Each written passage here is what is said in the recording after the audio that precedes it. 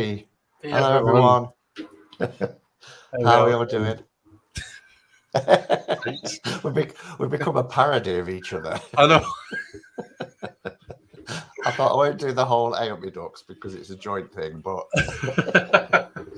Oh no, you can't. We can't have a Simon live without an A up me ducks. Yeah, A up me ducks. So let's kick off just by saying some hellos, and then we'll run through things. Have you got yours open, Chris?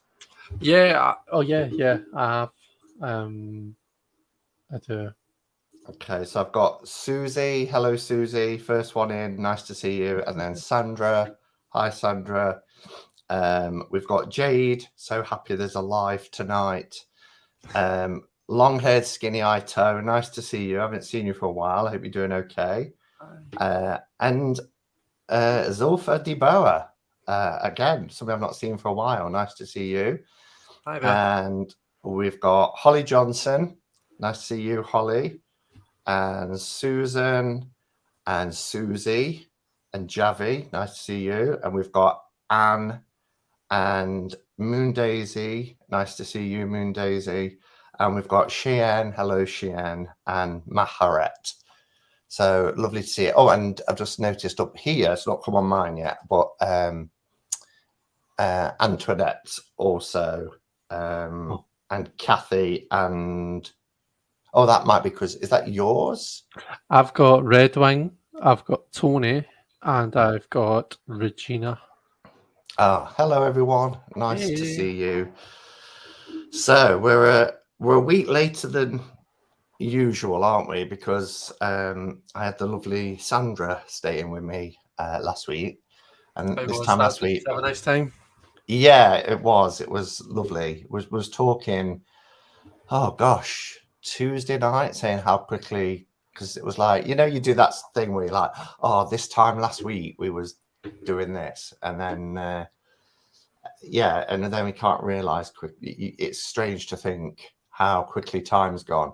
And then I've created a new space in my front room from some bits that I bought, and I sent Sandra a picture, and she was like, it's so weird to see that I was sitting on the sofa looking at that in real life, and now I'm seeing a picture of it. So, but yeah, we had a lovely time. We went to the seaside. In fact, this time last week we'd come back from the seaside, and we went to Sherwood Forest. We had meals out. We went to some witchy shops, which was always fun. But it was nice to have that balance of going places, but also kind of catching up, and just chilling out. When you've got a friend that you're really comfortable with, and you can just kind of be yourself and chat and have a giggle about things. We had a few giggles about things as well. So yeah, it was lovely. Good. So we'd normally go do the throwback on the first Thursday of the month. So we're a little bit late this month. Are we going to stick with that for next month? Are we going to do the first Thursday?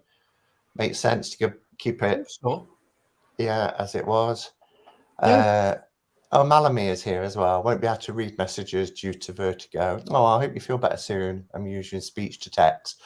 I find speech to text dangerous. The things that I was going to share something then, but there I can't because it's work related. But I had a document I couldn't be bothered to copy type, and I couldn't find the original, so I decided to use speech to text. And some words came up that got flagged up at our IT. And they're like, what are you doing? I'm like, speech to text, honestly. That's funny. Oh, dear. So, yeah, nearly got into trouble. So, how are you anyway, Chris? Fine, yeah, fine. Just, I've been off work, which has been nice. It's nice just to have, just time away from work, isn't it? It's nice to not take some time away from your usual up at 6 a.m. routine and working all day. But at the same time, we got a new dog last week, so that's been pretty full on. So as much as I've been off work, I am very tired. To be fair, my new dog's name's Sola. She's not hard work at all. However, together, the two of them are pretty full on. So they are. Like, Luna is just a wee pest. So she's just so annoying. She just wants to annoy Sola all the time. So you've constantly got to kind of have one eye on them to make sure that they're not fighting. But they do get on a lot of the time. It's not like I'm not worried that they're going to really not get on.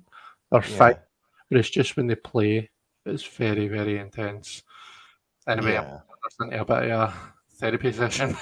But yeah, that's pretty much been my week. I've not really done much else apart from that. And how long have you been off work for? Is it just this week? Or? This week. So I don't work on Fridays, so I stopped last Thursday. Right. And I'll go back to work on Monday. And that's when you picked Solar up, wasn't it? Like last Thursday to Friday. She got dropped off at ours. Okay. She got delivered to us rather than us having to go and pick her up, which was nice. Oh, that's good. Yeah. Yeah. And they will settle down once they're comfortable with each other. They'll start like sleeping together and arms around each other and that sort of thing. It just They do that. They do that. I've got pictures of them doing that. Have you? Yeah, but when one of them's got all of their energy, they just go with the other one and they like fighting with each other. So yeah. Simon got the Druid Henge candle holder. Oh, I've had that about 4 or 5 years. It's just that I dug it out to put on my new space, but yeah, it's gorgeous. I love it. Yeah, and people are asking how the new doggy is. So, Oneness Emporium's here. That's who you got. Oh, Cheryl, hello. From, it is. Yeah, did you buy it? You got it. Yeah, I did. I pre-ordered it, and then I saw your video, and I thought, oh, I could have got that from Oneness Emporium. So I'm going to bear that in mind for next time because I've got my eye on. Oh, there's a Greek mythology tarot deck that's coming out in a few months. I can't remember the name of it off the top of my head right now. Mythos Tarot. Oh yeah, Not sure. But I've got my where it's written like rune letters, the Mythos bit. Is that the one? So maybe. But anyway, Oneness Emporium, I've got my eye on it, and I think I'm going to pre-order it with you. But yeah. Yeah, do because the great thing about that is not only is it supporting like a UK business, but you just know you're going to get a genuine thing. There's so much rip-off decks now on Amazon. At one time you could trust it, but you just can't. And it's hard to know, whether you're going to get the genuine article or not. And then sometimes you pre-order things, it goes to automatically out of stock. Or we saw a few market stores and things, even a shop, I won't name it, that had got decks in there that weren't the genuine article. And you're like, oh my God. And I don't think they know that until you tell them. But it's, when you know that the shop is an official stockist for the big publishers, then you're going to get the genuine, the real deal. Yeah. So, and the other thing is, see when I was watching you unboxing the Unfolding Path and the Apocalypsis, is that what it's called? It reminded me of like a little red tarot type order. Everything seems so like personal and so lovely, really nicely wrapped and stuff. And I thought, oh, that's I could I'm all for that. Do you know what I mean? Yeah, it is. It's the little things, because it's like when you buy from an independent creator, you get the tissue paper and you get the extra little bits and bobs that are put in, and this is from a shop selling mass market deck. So yeah, look at us getting all excited over blooming tissue paper. It's a sign of Simon. It's the little things. All right, so Throwback Thursday. So for those of you, and I've seen there's a few people in the chat who I haven't seen for a while. So you'll probably remember that Throwback Thursday was something I did quite a few years ago, probably around lockdown time. I can remember when I used to go live, they were banging the pans, so it would be during lockdown. But Chris and I revived it probably 3 months ago now. I think is this our third? As yeah. So we revived it, and it's about looking at a deck that we've had for, I think we said 2 or 3 years, didn't we? Would be kind of our sort of parameter that we would kind of set this at. I think so, yeah. But to look at what decks that perhaps not necessarily been forgotten about, but you don't see getting a lot of attention anymore because they're not new, you know. And YouTube is obliterated with unboxings and walkthroughs and first impressions. But we thought it would be good to look at a deck that we both have and give our perspectives on it. So that's what Throwback Thursday is, and talking about, you know, things that we like and particular cards or any issues that we found with it, you know. So I'm Simon from the Hermit's Cave. We are broadcasting across 2 channels at the moment, so it's a joint thing. It's not either of us hosting. We're both hosting, and I've had a YouTube channel now for 7.5 years. I can hardly believe. No, 6.5 years. 2017. Yeah, 6.5 years. So I'm Chris from Elemental Cartomancy, and I have had my channel. I think I must be around about my 3-year anniversary, actually, because I'm sure it was around about August. It was Jen Phoenix's tag, balancing the deck scales or something like that, was my very first video, and I'm sure that was around about August 2020. So not 2019, wasn't it? Before pandemic? No, because we used to do quarantine. Did we do quarantine streams? We did together. The second time round when lockdown started again. That was when myself and Richie kind of came on board to help out with the quarantine streams. But the first time round, it was just your good self. All right. But I think you've been around longer because I'm doing a live tomorrow with Richie about Pamela Coleman Smith. Mm-hmm. So I went back to my 2020. I'm not going to embarrass you, but I went back to my 2020 video to make some notes, and you're in the chat, and you put something like, "Wow, we're only 30 minutes into Tarathon, and I've eaten half my Tarathon snacks already." Oh, that sounds like me. And it really made me laugh. Yeah, that does sound like me. Yep. So you were part of the community anyway, weren't you? Before you had a channel. Yeah, I was part of the community, and I'd kind of been live with people as well. Do you know what I mean? So I was around, but as to when I actually started my channel, that was, and I'm pretty sure I want to say it was around about the 20th of August, 2020. Cool. Fab. So each month a different deck, and this month we're going to be talking about the Bright Future Tarot by Saskia Lee. I've had this since 2020. Talking of 2020, the very end of 2020, I got it, and I'll talk about how I use it as we go on. But did you want to give us the product information? Sure. So it was released in 2021. I think it was around about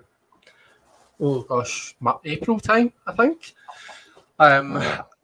As Simon said, you can correct me if I'm wrong, Simon. As Simon it's just the book says copyright 2020. So I know I got it as it was released. So I was like, but yeah, it could have been even though the book's copyrighted there, it didn't mean it was necessarily released that year. Well, I looked it up, and I got it around about the same time as you, and I'm pretty sure that we both got it in 2021. Maybe the book was done early or something, because it is quite. Are you talking about like the workbook? Yeah, so the accompanying book that you can get with it, it's a workbook and journal, but it's also, you know, a proper kind of guidebook as well. Yeah, so it's quite a substantive book. So it might be that she'd been working on that since 2020, even before maybe.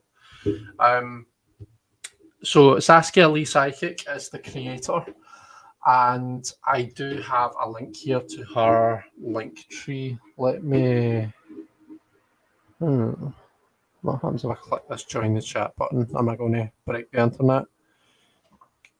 Connect your YouTube account. Oh no, we can't be bothered with that. Right, I'm going to put it in mine. It's there anyway.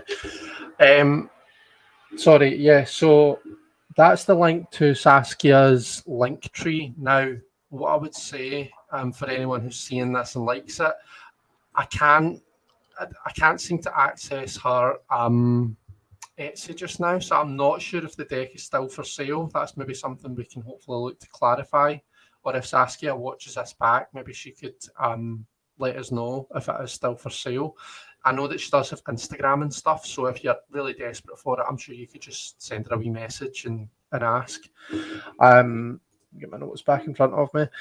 So it's a self-published deck. Saskia, she's an artist and a psychic. She painted the cards using acrylics. She published it herself. Pretty sure she wrote the book and did all of that herself. So as far as I'm aware, everything was pretty much Saskia. So I think it's pretty impressive. It's a massive project, So what she's done with it is really cool, I think. In terms of the production, so I know we like to slag off tuck boxes, right? And this does come in a tuck box, but it's one of the strongest tuck boxes I think that I've got of all of my decks. It's like thick, really nice thick matte cardstock that the tuck box is made of. The outside of it almost feels like really smooth. It's not quite rose petal, but it's really smooth. Like the same kind of a feel as the cards. So it's a good sturdy box, but it is a tuck box. And mine's is signed. I don't know if you can kind of see. At the bottom. The inside thing's been signed at the bottom. Yeah. So that's the box. Oh, there we go. The cardstock. Let me do a resize comparison. Yeah, it's more or less, it's pretty much the same as a standard Smith weight. So size-wise, cardstock is really unique.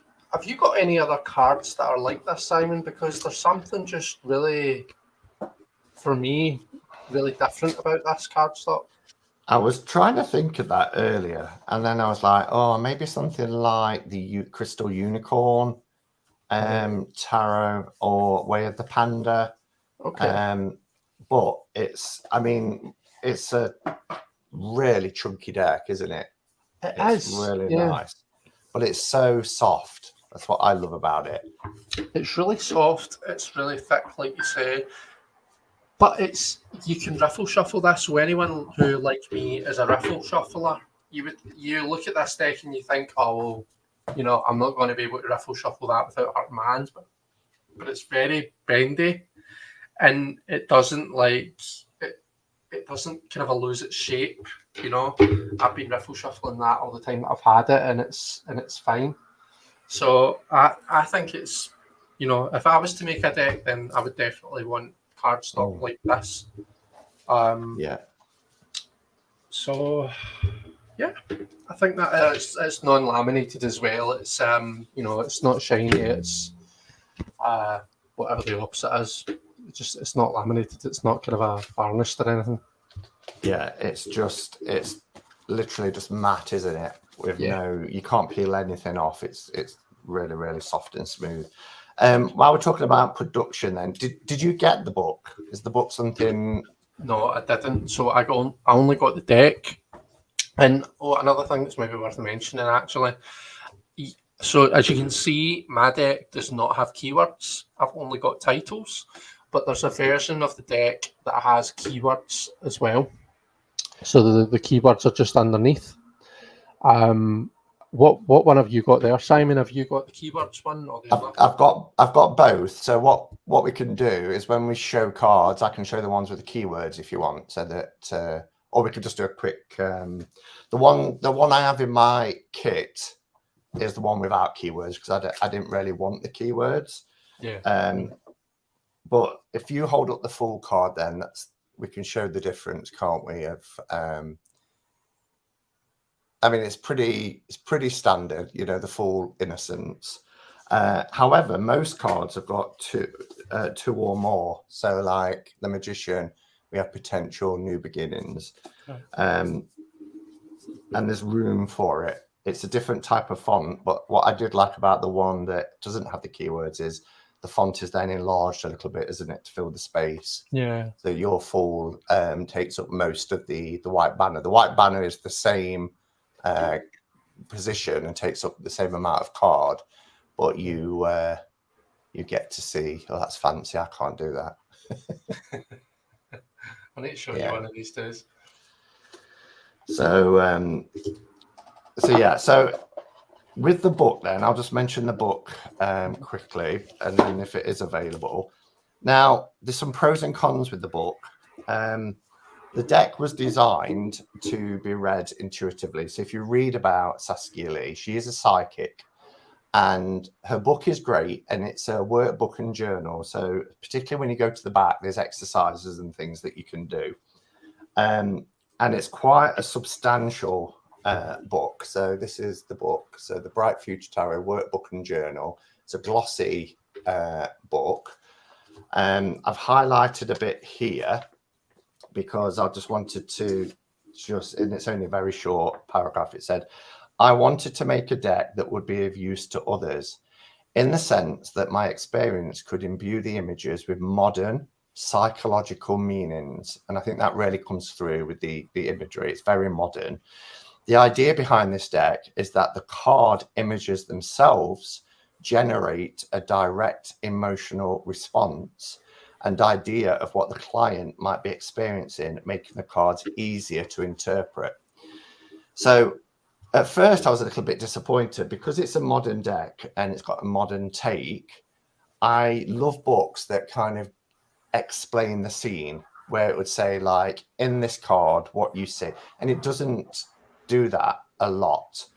I think what was the Eight of Cups one in particular, it does. It will say, here you see a woman leaving a house.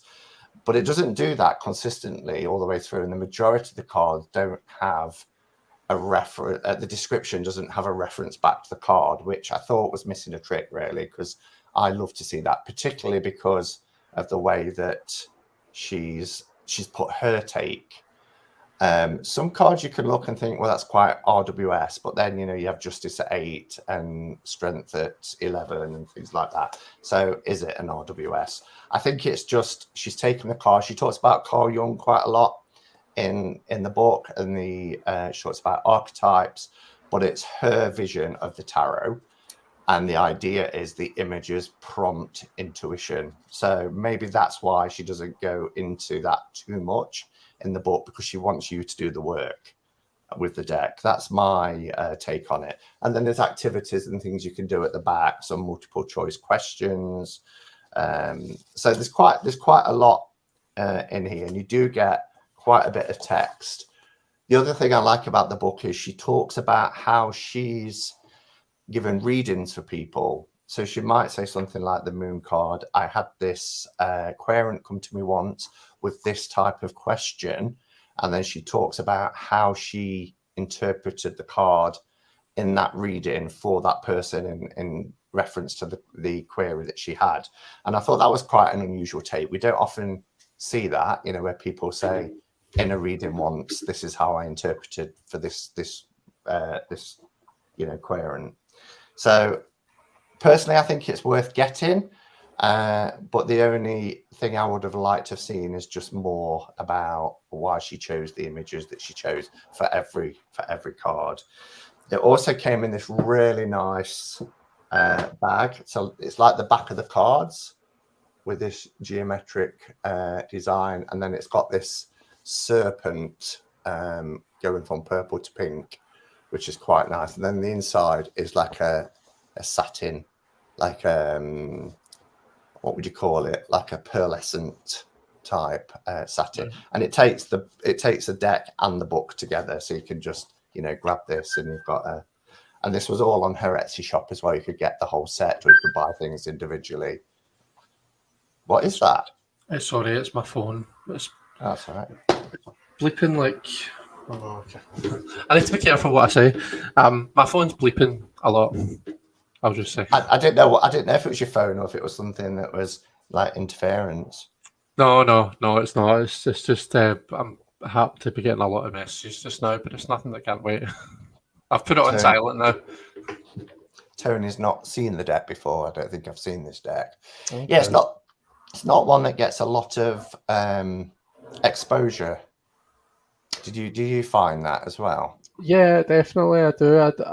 I'm surprised at it. I think it deserves more exposure than what it gets. I think it's a really, maybe it's just me. I mean, I'm a sucker for art decks like this, particularly acrylics. I just love paintings. I love like Scylla's decks. I love this. I don't know. I think it's a really beautiful deck. I think that it is really kind of it's easy to pick it up and read with it right away. I get what you're saying about. I really think that I agree with what you're saying about. In the book, it would have been helpful to have. This is why this is what I'm depicting here, and this is why I'm doing that, because I think in this, one of the things I like about this deck is it doesn't stick to the Smithway images. A lot of the images are very, they're not traditional. I'm thinking like off the top of my head, Three of Swords, right? Yeah. So just with cards like that, it would have been really interesting. And I'm not saying that it takes anything away from the reading, because I think we can still read with them. It's still clear what the card is saying, but it would have just been nice to have had right, this is what this is depicting, and this is why I've chosen this for that card. This is what that card means for me. This is what that image says to me. I don't know. I guess I'm just nosy, and I like to get into the head of the creator a wee bit. So that's the card you're talking about, isn't it? Yeah, that's the Three of Swords. One of my favourites. Yeah, same. Spoiler. Spoiler. Yeah. So yeah, definitely, I agree with you there. I was going to say as well, in terms of how we've worked with it, I don't know about you, but for me, and I know that it was created to kind of work intuitively, but my brain doesn't always do that. If I've learned a system like RWS, I always try and make, especially scenic cards. I'm very different when it comes to pips, because if I'm pips, I go straight to the numerological and the association with the element. That's my starting point. But when there's a deck that's scenic, my brain tries to go to the RWS meaning first. Right, and then I'm looking at, okay, well, this is quite different. So, but I'm still trying to always link it to my underpinning knowledge of RWS. Does that make sense? So no, I kind of, I guess there is some, reading intuitively there, because the images take you in a different direction, but I'm still trying to look at it from my knowledge of RWS, with it being a scenic deck. Yeah. No, I know what you mean. I like to make a story out of the pictures with decks like this. My brain kind of does what you're saying. That my brain kind of wants to translate it, and even with pips, sometimes my brain wants to translate back to like your Rider-Waite Smiths and things like that. But I kind of try and I force myself to think, right, okay, put that to one side for now. What's actually happening in the however many, the three cards that are in front of you, is there a story that you can actually see developing there? That's kind of how I tend to work with it. Funnily enough, I did an interview spread with this deck, and it told me that it only likes to be used. I'm talking about it like the deck's a person here. I don't really think that it is. I'll just say, but for the sake of explaining myself, I'm going to talk like that. So it told me that it likes to be used for very kind of a logical things, very you know, mental and down to earth and normal everyday queries and problems and things like that.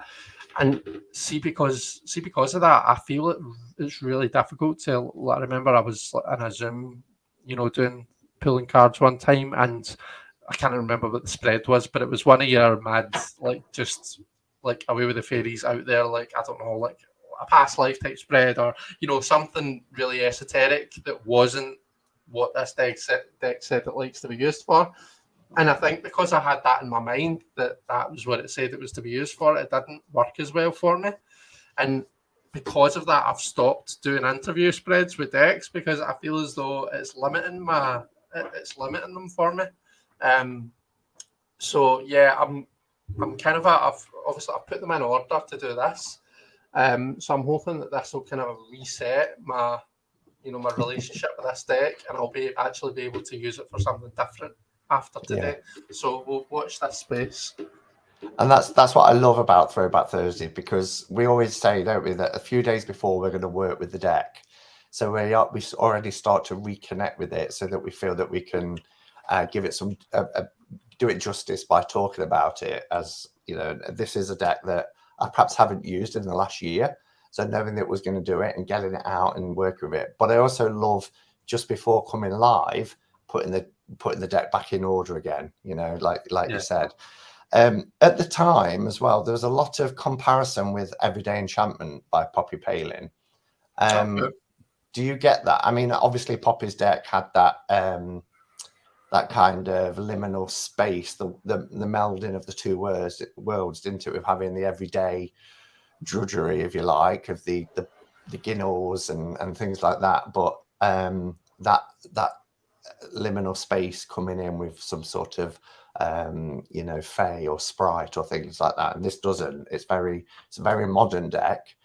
But I also understood when looking at a few of the cards why it would be compared to I think when I looked at the Emperor card as well, why it might be compared to it in some way. But I think it's just because of the kind of the modern take and the everyday. I think you used the word, didn't you, a minute ago, the everyday kind of the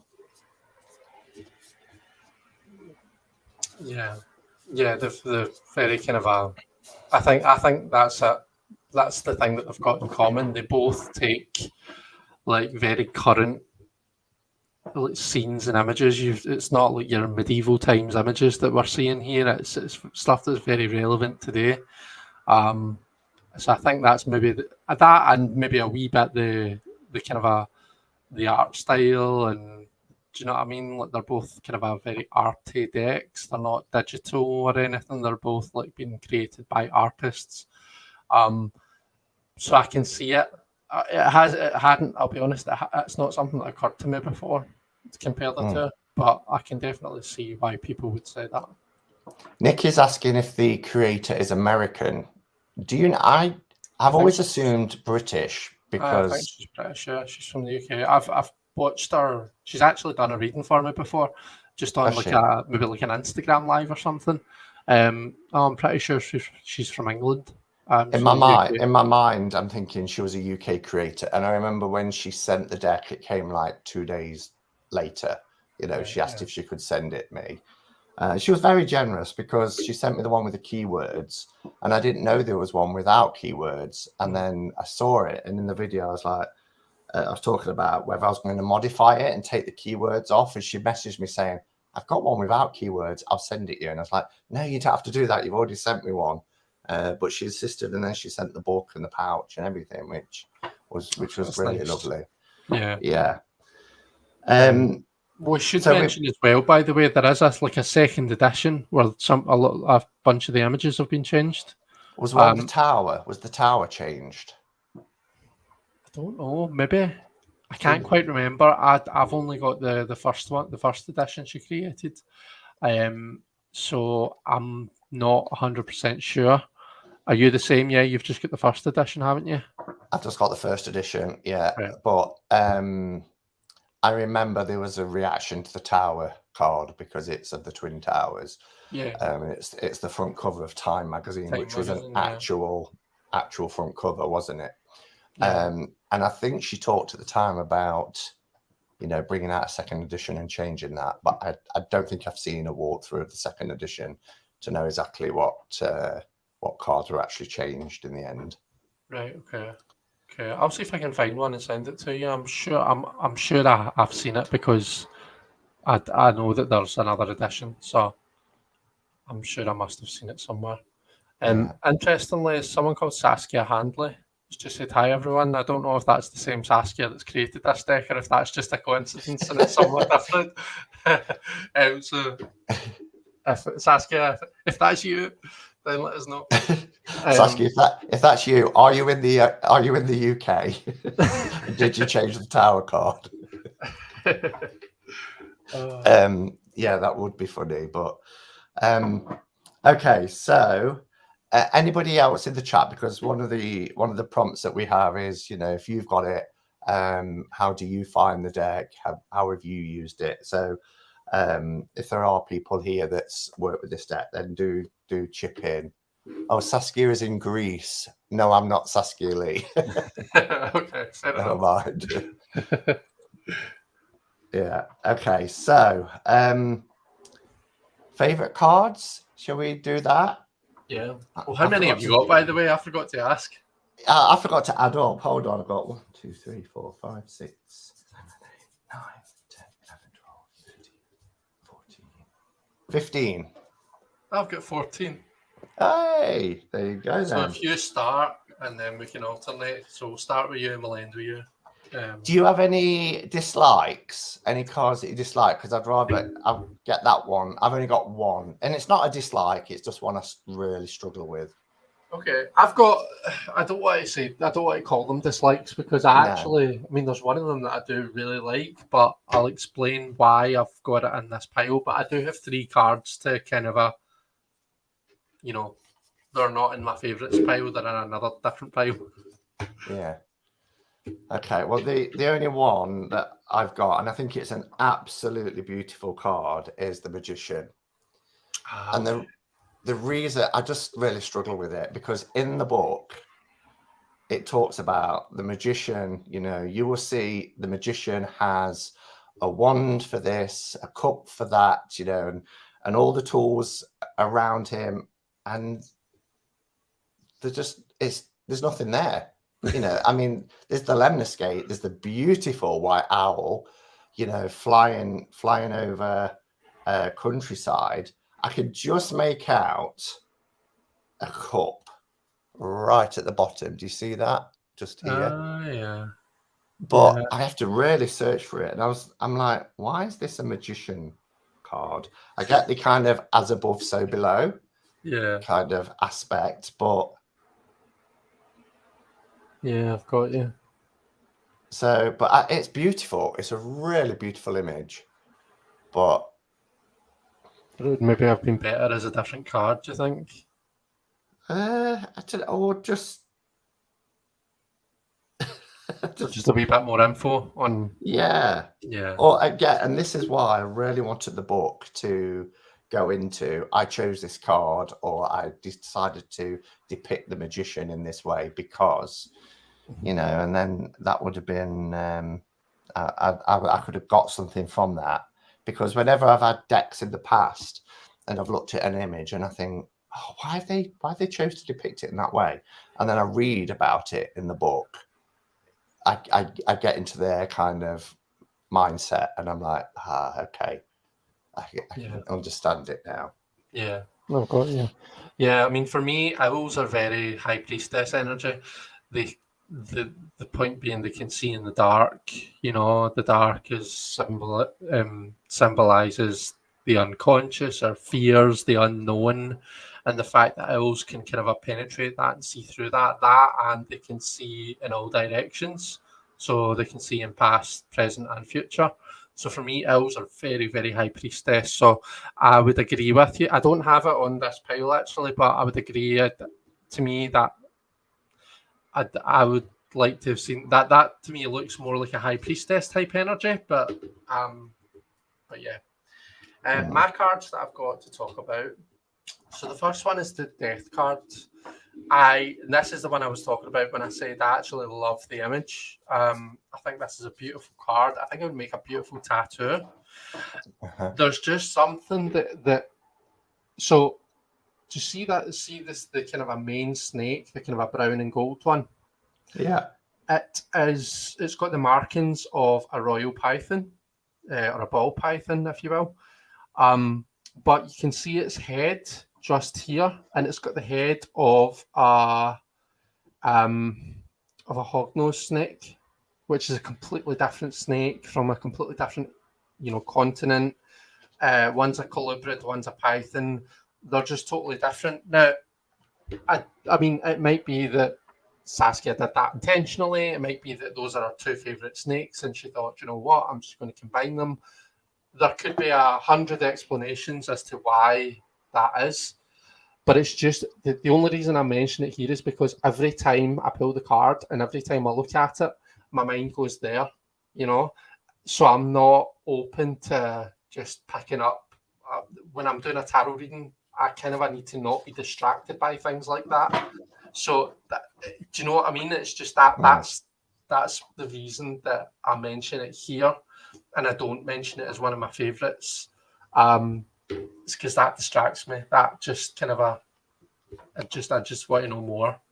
The next one, and this is really daft, and maybe someone will be able to tell me, right? But this 10 of Wands, what the hell does a sign say? Why is there like a no something sign on a set of stairs? And what does it say? It's cut off. No what? No carrying sticks up the stairs. No what? Is it a speed limit? What on earth is this sign? I really want to know. And again, I've got nothing against the image. The image does everything that it needs to do. We see someone taking on too much. They're carrying far too much up the stairs at once, if you ask me. I'm there for it.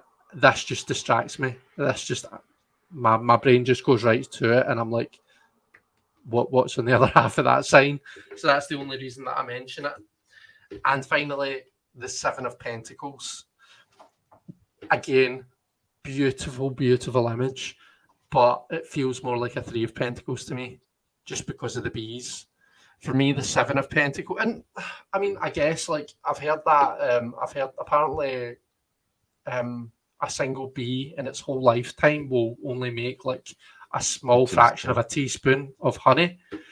So you do get that feeling of working your absolute backside off for very little reward. So I mean, maybe that's why this is selected for that, which totally makes sense. But for me, when I see bees, I think community, I think working together, pooling resources in order to meet a common goal. And to me, that just feels more 3 of Pentacles. So that's the reason why I've got that there. That's actually in my favourites. It's one of my favourite cards. I think for me, it was because I really get what you're saying about the 3. Yeah. But for me, that from the whole sort of community and pulling together. But when I think about it as well, it's the patience, the perseverance, the hard work, and like you say, when you think that an average bee's lifespan makes less than a teaspoon of honey, that sort of perseverance and that patience of how long that process is, I just thought I got it for that, when I think of it. Yeah. But I do get what you're saying as well. Yeah. Fair enough. Like I say, beautiful image. And I suppose, talking about, this is another kind of a benefit to doing this kind of live, is we can talk about the images, and I'll get more from it. But yeah, that's just something that I'm always thinking, looks more like a 3. Yeah, absolutely right. And we're both going to comment things from a Although I do think we have a lot in common in terms of when it comes to tarot and things, but we're the sum of our own lived experiences, aren't we? So that's the great thing of two people looking at a deck together, because we're going to come to it from a different perspective. Yeah, definitely. Yeah. Okay, so do you say you want me to go first with the favourite? Yeah, on you go, since you've got one more than me. The Fall. I really love this Fall image. Again, it's a nice modern image, but the thing I like here is it's that leap. It's the leap of faith, because you do see another rock, and it's that sort of where you just think, I can do this. It's that self-belief. It's that courage of your convictions and thinking, actually, I can make the jump. I can make that leap of faith. And I really, really love it. And I love the fact that the dog is just kind of just sat there, not concerned, not trying to alert him like you see in a lot of full cards. I also like the glow all around him. There's that sort of like that protection, but that energy of, I've got this and I can make that leap across. Yeah. I really like it. Beautiful. My first one is the Oracle, and this is I'm going to zoom in so that we can see better. This is in place of the High Priestess in a traditional deck. Love the kind of the two halves of it. This half in particular, just see if it was just like this on both sides. I would love it as well. I think that's a stunning image. And it really does say High Priestess to me. The fact that she's got all this going on in the back of her mind, I think is really cool as well, so you can see all the kind of all the stuff that's going on up in her head, all of the knowledge, all of the information, all of the just the stuff. Oh, we're being joined by at least one dog. It's I just think it's really clever, and it's a really unique take on the High Priestess, or the Oracle in this case. Yeah, it's cool. It is cool. My next one, I really like it, but I kind of wish, how here we've got the High Priestess changed to the Oracle.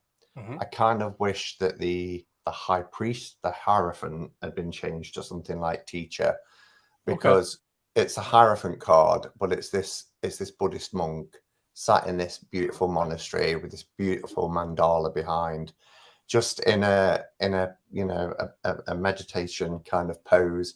He's got his offering bowl in front of him, and I love to see it. And it's quite youthful as well. I don't know if you can see from the image, but I just love to see either kind of wise, sometimes depicted as Native American Indians, or Buddhist traditions, where they're just very, very grounded, and somebody you can just sit in front of and learn from. And I just think it's a really simple card. It's not over busy, but it just makes me want to sit in front of him and learn. But being called, with the High Priestess being retitled, I thought, that was retitled something like Teacher or Mentor. Then, but beautiful card, beautiful image. Brilliant. My next favourite is the Emperor. And I think it's in part what you were mentioning earlier, the kind of a modern take on the cards. The chessboard, very light sears, and it makes me think of being strategic and maybe playing a game a wee bit. Maybe needing to kind of watch yourself and think 2 steps ahead with this guy. Also, the different masks, the fact that the idea that this emperor can portray himself in different ways, different personas, depending on what the situation calls for. I think that's something a wee bit different. That's something a wee bit interesting for an Emperor card, and I like it. So yeah, I like this card a lot.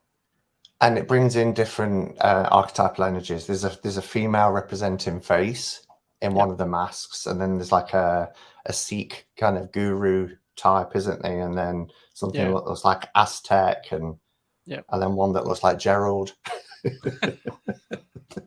Because if you're talking about wise faces, we've got to have Gerald's face on there, don't we? Okay, my next one is the Lovers. I think I said at the time when I saw this card, this was like one of my favorite Lovers cards ever. I absolutely love it. I love the fact that they're just cozying up on top of the bed. You know, it's not, you can see it's not necessarily a sexual act. They're just happy together, laying on their bed. But I love the picture behind with the Cupid and the arrow that we're seeing in like the Marseille style decks there.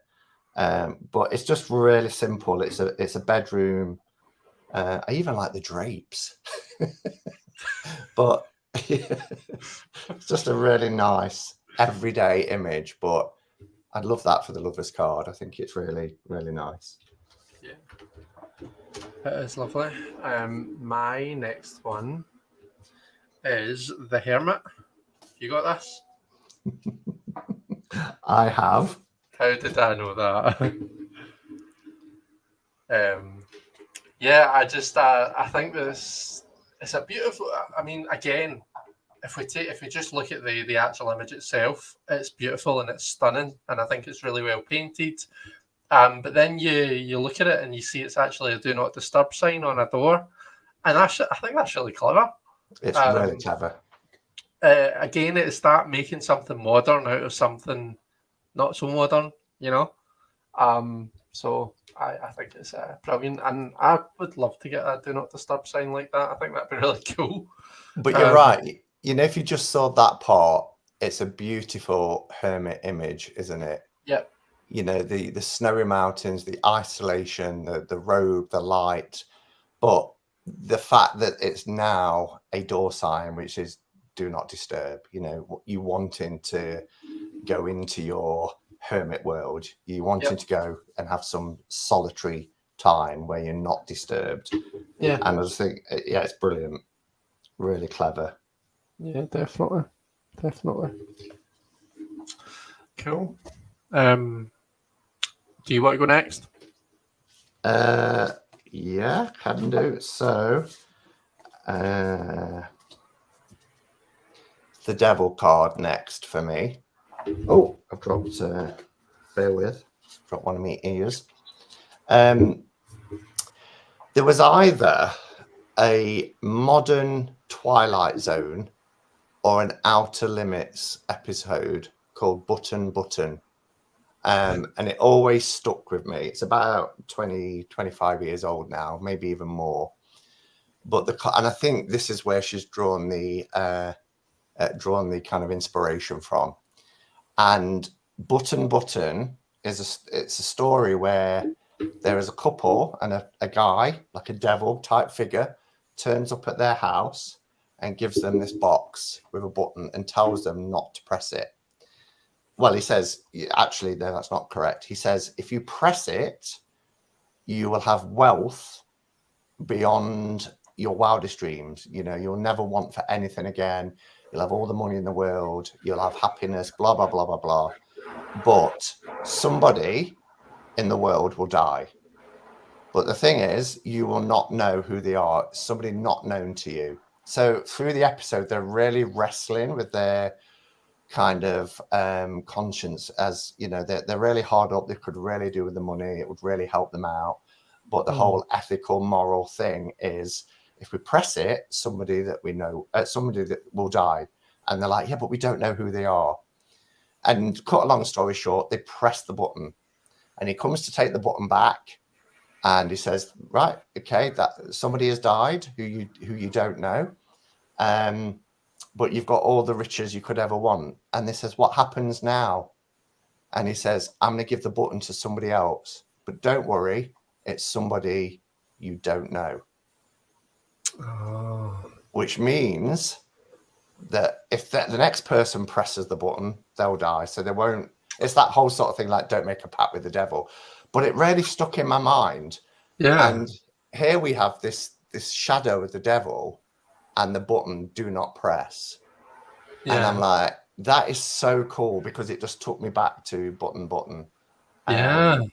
And the whole sort of anguish of, you know, kind of having the desire for something, but you're also kind of in bondage because if you do that and go that way, then, you know, it's not gonna turn out great.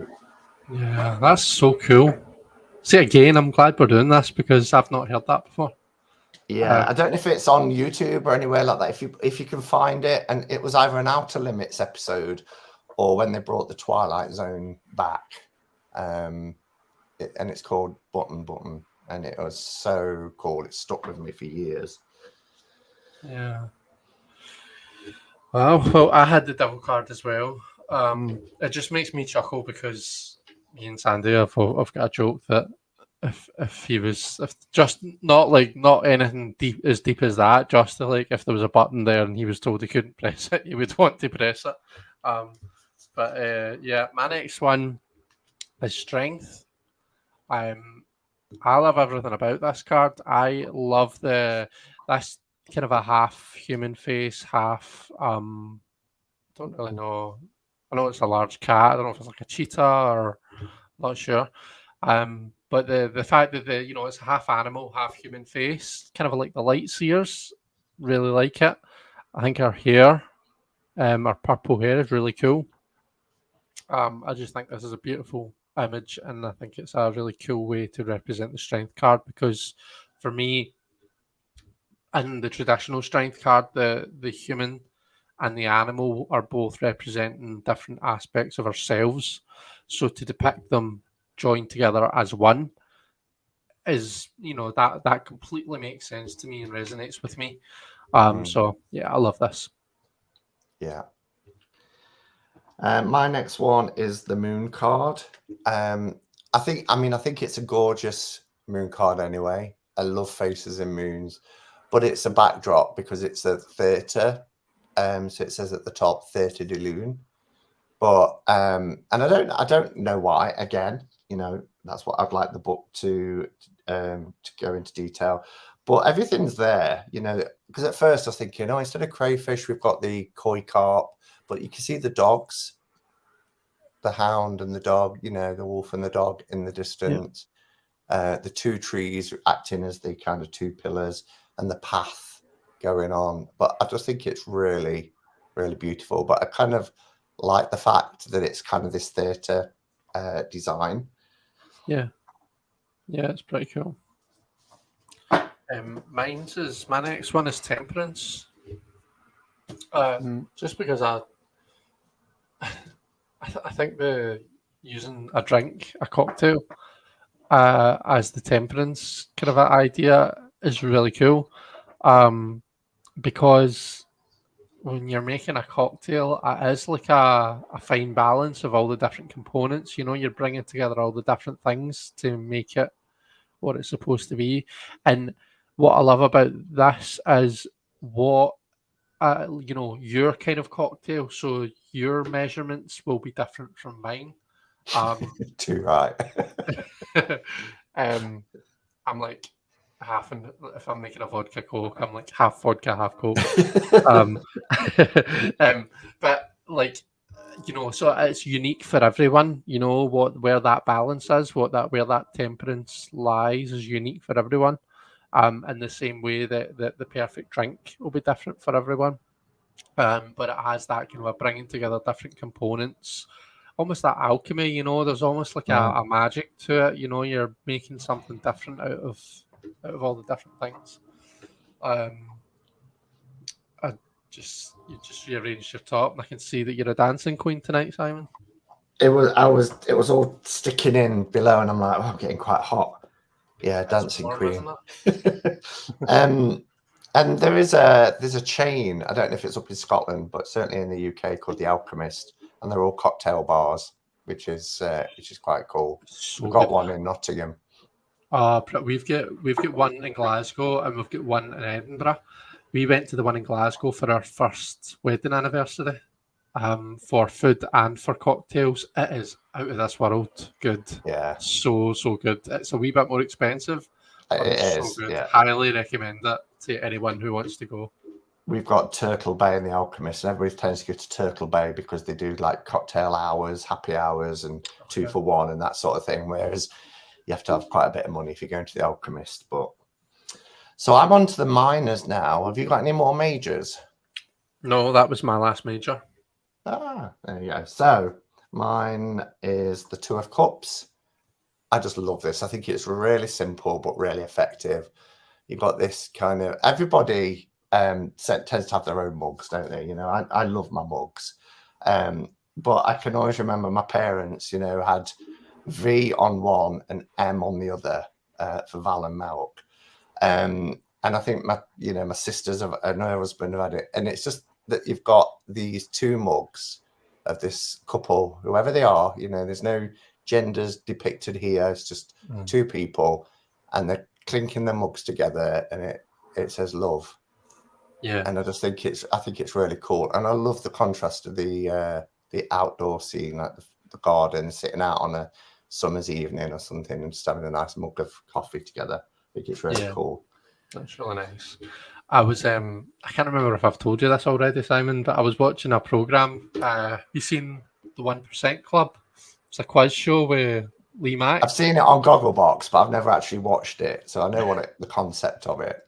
There was a guest on there who this really tickled me, and probably most people won't find this funny, but it really made me laugh because I've got loads of mugs. Like, I've got a cupboard. We've got to throw out mugs every so often because we've got a ridiculous amount, right?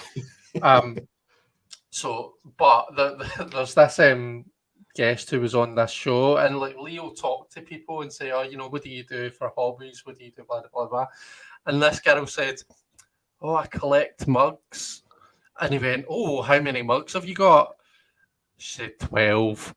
And he was like, "I've got more than 12 and I don't even consider myself a collector." Well, I could not stop laughing for 5 minutes because like I was thinking the exact same thing. I was like, I've got like 10 times that amount and I'm not a collector of mugs. I just assumed everybody would be the same. But yeah, oh god, it got me. I bet she went on the show and they're like, "You're gonna have to think of something interesting when you're gonna ask," and she sat there going, "Oh, what's interesting? Well, I've got quite a few mugs." I don't know. I mean, says me who like collects tarot decks, but like I don't know. It just made me laugh, you know, just the mugs. Yeah. Yeah, it's you next, isn't it? Next, isn't it? Okay, my next one is where's my mouse? Sorry. See, I've got 3 screens. I lose my pointer sometimes. It's the 6 of Wands. To be honest with this one, I just like the drama in it. It's kind of like traditional, and I suppose there's not really much all that special about it, but I love the fact that it's a Pegasus and not a normal horse. It just feels a lot more victorious and dramatic and mythological, and I like that about it. There's just something that feels more exciting about it because she's up in the air and everything. But other than that, it's everything the 6 of Wands should be. You can't get much of a higher horse than that. Yeah, that's true. My next one, I'm on cups, but it's just the way I've done it. But 8 of Cups, I really like this image. I love the shadowy figure that she's walking away from. You know, for me, the 8 of Cups is about those kind of spiritual journeys. You know, taking the road less traveled to be able to go and go in search of your true desire, your true intent.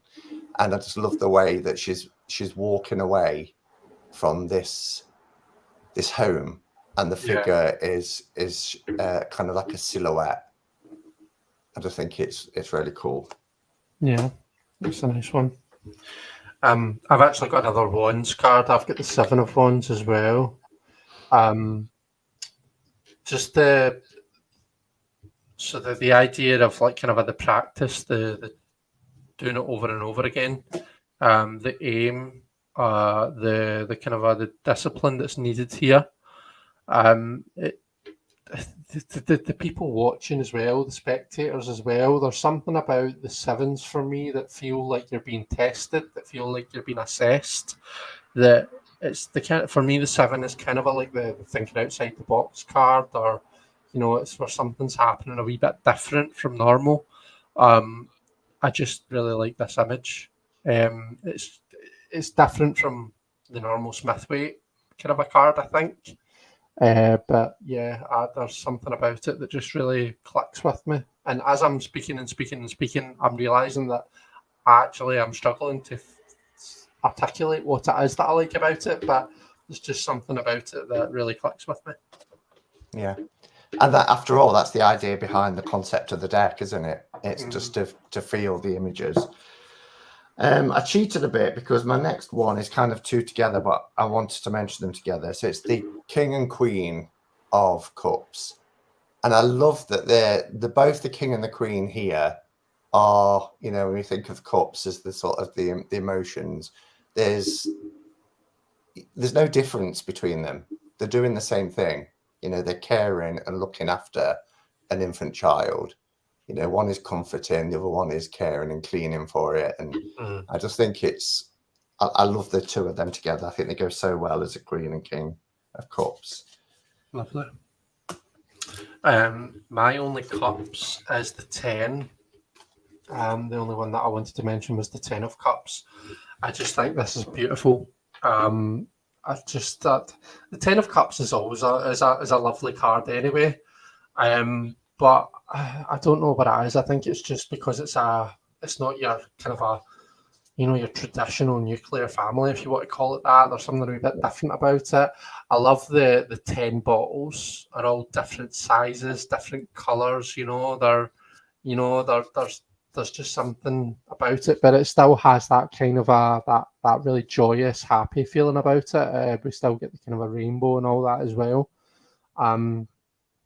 Yeah, I just think this is a really kind of it makes me feel happy looking at it. I love how it's looking through the window as well.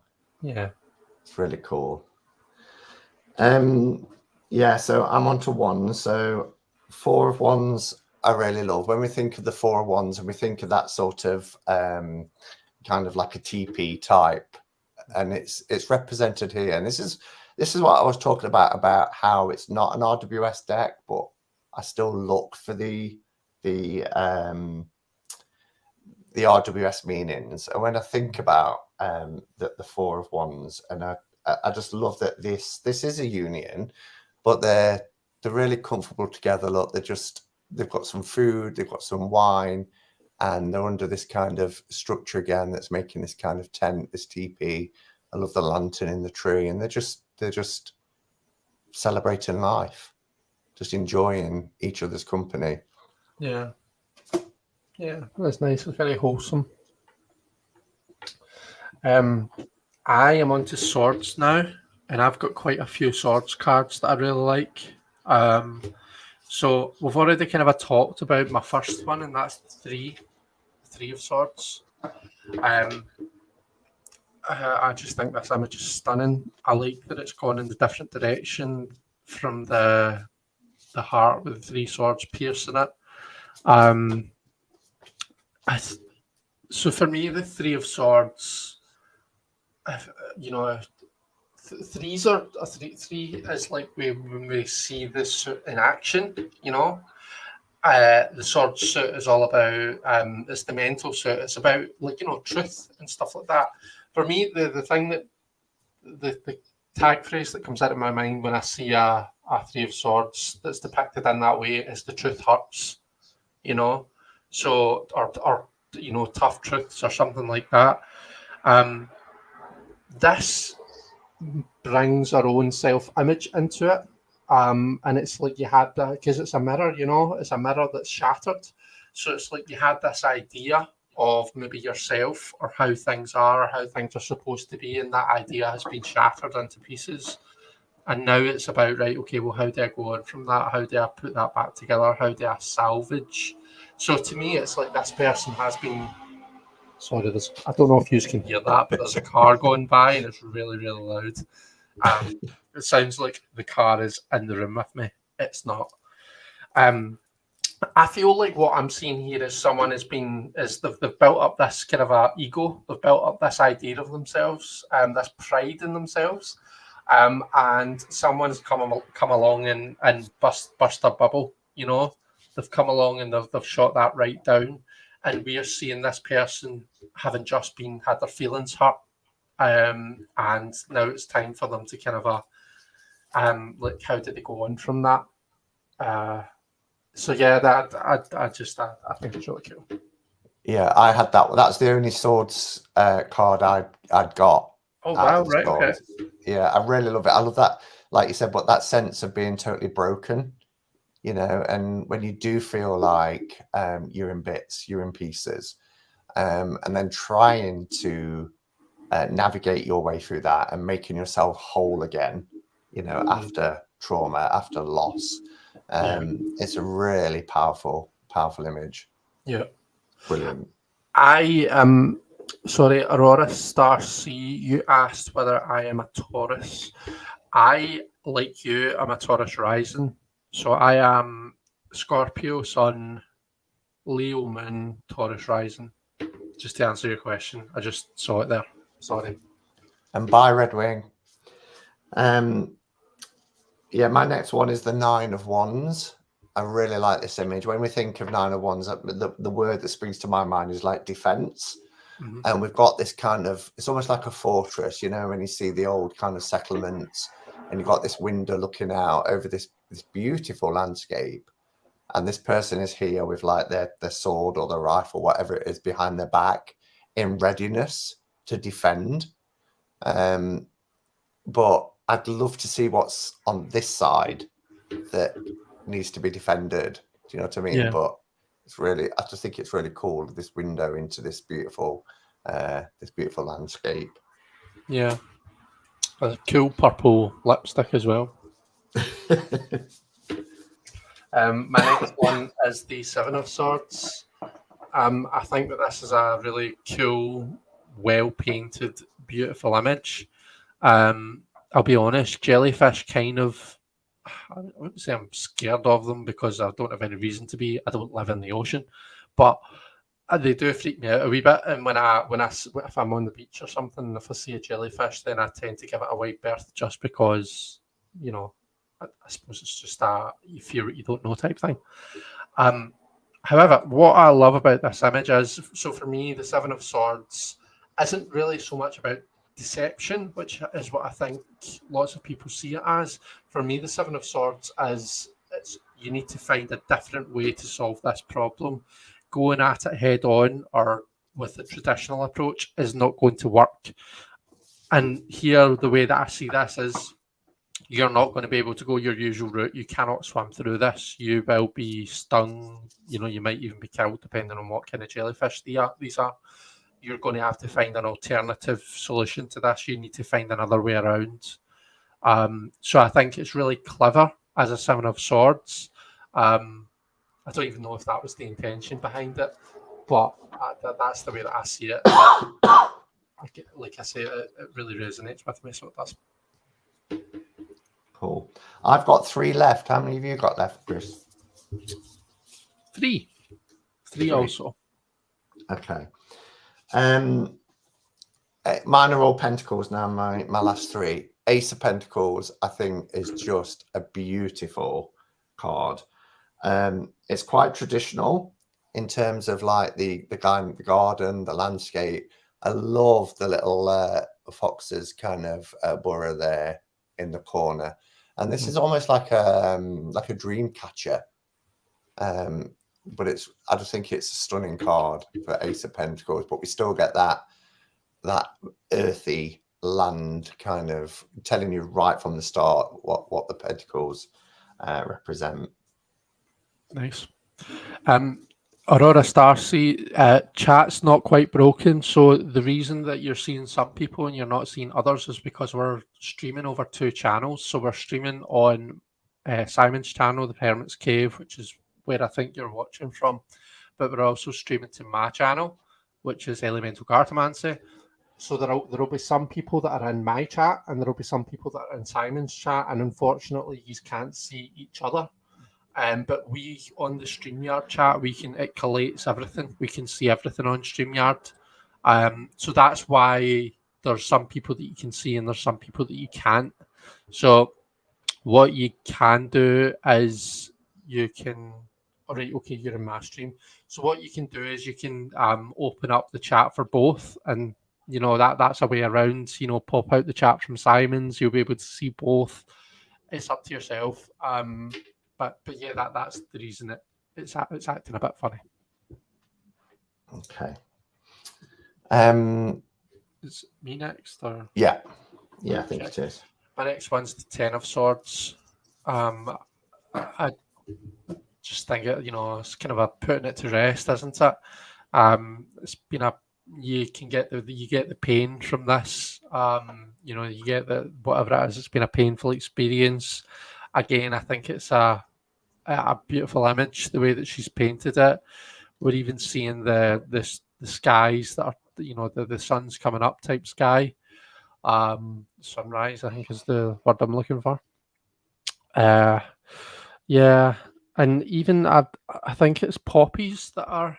If you look at the flowers that are in the grave, I believe that they're poppies, and poppies I think are a symbol of remembrance. Of remembering like the people that we've lost, particularly in wars and stuff. But yeah, so I just think it's a beautiful image, and I get everything that I need from it. I get the pain, but also you can see the kind of okay, right, it's time to kind of move on from this. It's time to kind of it's a full stop. It's time to draw a line under it and move on. Thing. Yeah.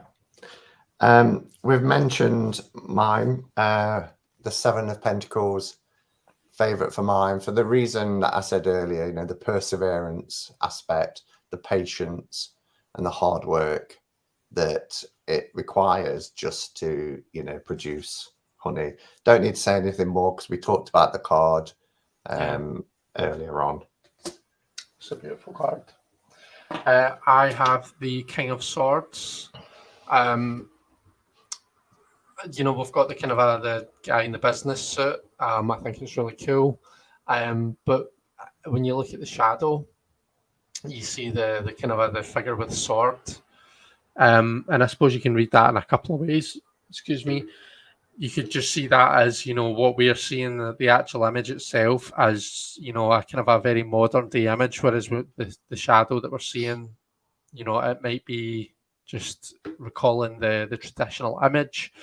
We might also be seeing, the way that I can see this as well is that this guy has got ulterior motives, we're not, so see when you watch things like I was watching an episode of Merlin yesterday, but it's not just Merlin that does it. Like, see when someone transforms the way they look in like a fantasy series or something like that, you always see it where they look at either their shadow or their reflection in the mirror, where they see the true, you see the true person reflected back. This is what this puts me in mind of. So to me, and even the way that half his face is in shadow, I'm thinking, there's more going on up here than what meets the eye. And I think it's quite cool. Yeah. So my last one is the 10 of Pentacles. I just love this image. I mean, the 10 of Pentacles is about that that security, that safety element when we think about the journey that you go on in the earthly realm, but having that security. And what I love about this scene, not only the little doggy that's also feeling quite content and quite secure. The house looks like a part of a stately home with this kind of ornate fireplace here, the roaring fire, and he's almost sitting on like this quite a regal chair.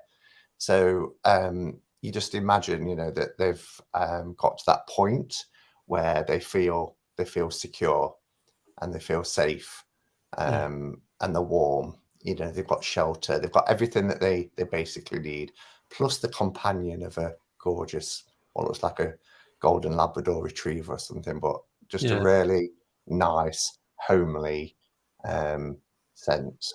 I just think it's gorgeous. It's beautiful. My final one is actually the Four of Pentacles. I like this for a couple of reasons. I like the fact that it's not a negative, or you don't necessarily need to see this in a negative way. For me, this is just someone who's dressed really well. It's a very fashion type card, which I think is pretty cool.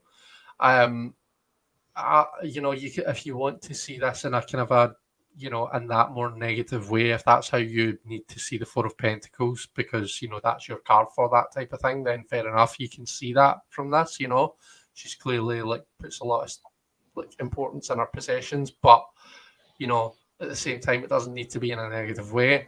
And I also love seeing, if you look at the bag, it looks very Gucci, but I think she's used like, I'm not sure if it is actually, wait, Gucci?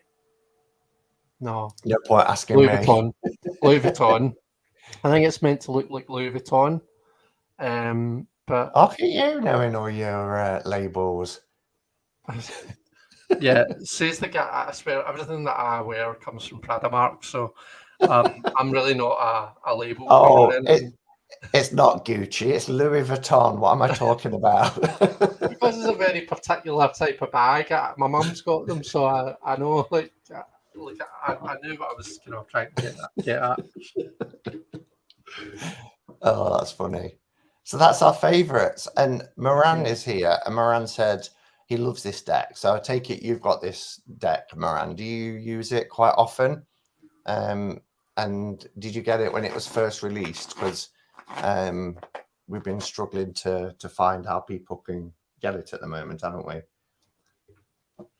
Hi, Craig, as well. Greg's here. Yeah, that was really good. Let me just go back to my notes.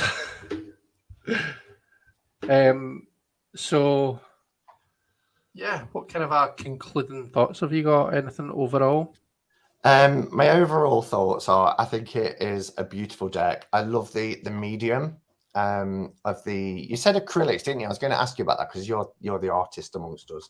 I didn't know if it was like because at some point it almost looks like what do you call it? Not watercolor, but where it's kind of almost chalky. I forget the like pastels. Pastels, yeah.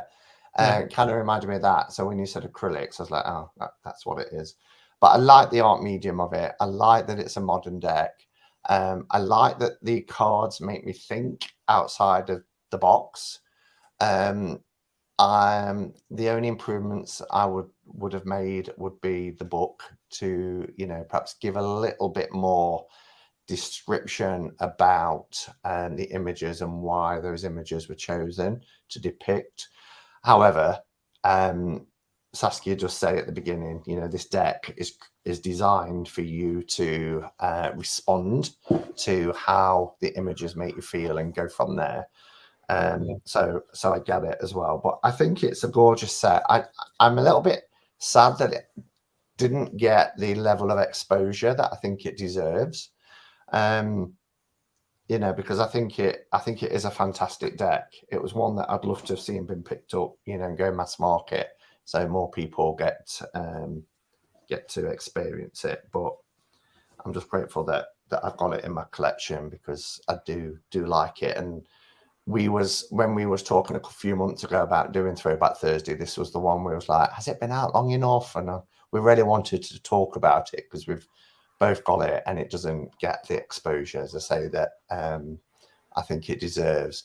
And Moran says, I do have this deck indeed. I'm not sure when it was released, but I received mine about 3 years ago. Yeah, so Chris was saying it was released in 2021. I might be wrong though. Let me see if I can find I don't know. If I put in Bright Future Tarot into YouTube, it will tell me when I did the walkthrough of it. Bright Future Tarot. It's showing us now. Wicked Moonlight, Hermit's Cave. Okay, here we go. Let me. So, January 2021. So that's why it's got a 2020 copyright, because I received it in January. So when I said the end of 2020, it was the very beginning of 2021. Yeah. Okay. There you go then. And he absolutely loves the artwork. What's your concluding thoughts then, Chris? I think I've just got to echo what you said. I love the, and what I'd said before. I love the artwork. I love the media. I did read somewhere that she's used acrylics. It might be that she's also used other media as well. But yeah, I love the bright colours. It feels like the colours like pop really well because of the cardstock. I think the choice in cardstock has been a really good choice for these images. And like I said, the cardstock is really really cool. I don't think I've got any other decks that are like it. I love the fact that it's thick and durable and soft and not laminated, but also it riffle shuffles really well, which is silly, but that's something that's important to me. Let me see if I've written anything else here. I like that it does its own thing with the images. I do like when a deck. I'm not saying I don't like Smithwaite clones or Smithwaite inspired decks, but I do love it when I see a deck going in its own direction. And so for example, right, you've got decks that do go in their own direction, but to me they require a lot of study to understand them. This doesn't feel like that. As much as it does its own thing, it feels like everything makes sense. You don't need to go off and do loads of reading and research to understand why that makes sense to this image. So yeah, I think it's a beautiful, beautiful deck. I really don't think that it gets as much kind of a hype as what it deserves. Like when you see just the way that some decks are really popular, I feel as though this deserved to be out there a wee bit more. But I mean, hey ho, who am I to say? Oh, there you go. There's the other fashion card. It's quite cool, isn't it? I just put it up because Moran said the Queen of Swords is in this deck is probably my favourite of any decks. Yeah. Someone said it was Aurora Starcy said, Chris, you should try out for Project Runway if it's still going. Do you know something? One of my favourite films of all time is The Devil Wears Prada. And I love it because the film is so good, but I also love it because Miranda Priestley one-liners are just the best. Some of my favourites are oh, so you've decided to become an incubus of viral plague or something like that. I'm paraphrasing. But probably my most used one and my most favourite is, I'm going to try and channel her here. She says, by all means, move at a glacial pace. You know how that thrills me. Yeah, I use that so much. I use that when I'm walking the dogs. I love the bit where right at the end, the Ice Queen melts when she sees that she's doing well. And then she realises herself and just says to the driver, go. It's like just for that second, you see her like, oh, look at that, my progeny, she's doing great, go. Yeah. Oh, she's brilliant. Okay, so next month, Chris.